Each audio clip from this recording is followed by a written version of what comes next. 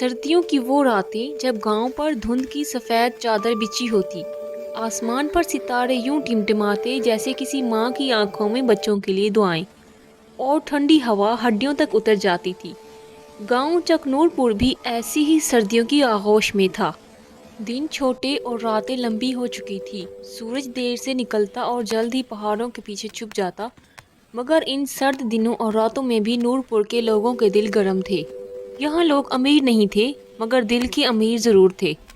گاؤں کے بیچوں بیچ ایک پرانا برگد کا درخت تھا، جس کے نیچے بزرگ بیٹھ کر قصے سنایا کرتے اور بچے کھیلتے تھے۔ سردیوں میں وہی جگہ شام کی محفل مرکز بن جاتی۔ اس کہانی کی سب سے اہم کردار تھی اماں زینب۔ سفید بال، جھریوں بھرا چہرہ، مگر آنکھوں میں عجیب سی روشنی۔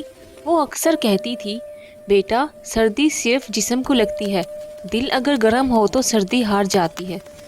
اماں زینب تنہا رہتی تھی، مگر حقیقت میں پورا گاؤں ان کا تھا۔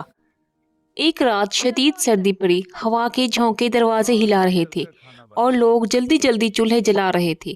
اماں زینب نے اپنی جھونپڑی میں دیگچی چڑھائی، دال اور مکئی کی روٹیاں تیار کی۔ اسی وقت انہیں خیال آیا، پاس والے گھر میں بیوہ ختیجہ اور اس کے بچے ہیں، پتہ نہیں کھانا بنا ہوگا یا نہیں۔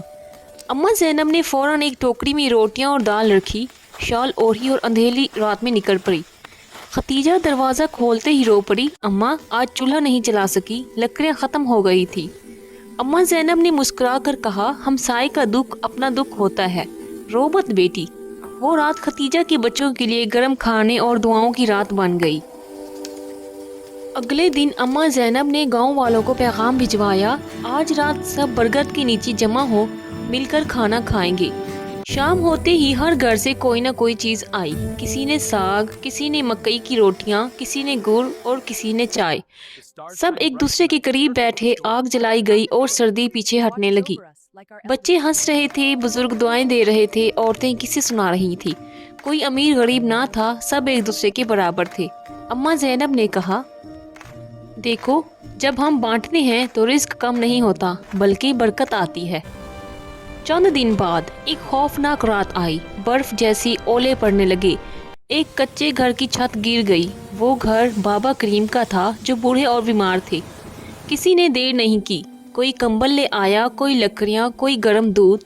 بابا کریم کی آنکھوں سے آنسو بہنے لگے، میں اکیلا نہیں ہوں، میرا پورا گاؤں ہے۔ سردیاں آہستہ آہستہ کم ہونے لگی، مگر گاؤں والوں کے دلوں میں جو گرمی تھی وہ ہمیشہ کے لیے بس گئی۔ اب نور پور میں ایک روایت بن گئی، ہر سرد رات مل بیٹھنا، ہر کھانے میں ہمسائے کا حق اور ہر دکھ میں ایک دوسرے کا ساتھ۔ ایک دن اماں زینب نے بچوں کو پاس بلا کر کہا، اگر کبھی سردی، بھوک یا تنہائی کسی کے دروازے پر دستک دے تو دروازہ بند مت کرنا، وہ تمہیں انسان بننے آئی ہے۔ کچھ ہی عرصے بعد اماں زینب اس دنیا سے چلی گئی، مگر ان کی باتیں، ان کا پیار، ان کی سکھائی ہوئی روایت آج بھی زندہ ہے۔ آج بھی جب نور پور میں سردی پڑتی ہے، لوگ آگ کے گرد بیٹھ کر کہتے ہیں، یہ سردی نہیں، اماں زینب کی دی ہوئی گرمی ہے۔ اس کہانی سے ہمیں یہ اخلاقی سبق حاصل ہوتا ہے، جو لوگ ہمسایوں کا خیال رکھتے ہیں، ان کے دل کبھی سرد نہیں ہوتے۔ مل جل کر بیٹھنا، بانٹ کر کھانا اور ایک دوسرے کا سہارا بننا ہی اصل خوشی ہے۔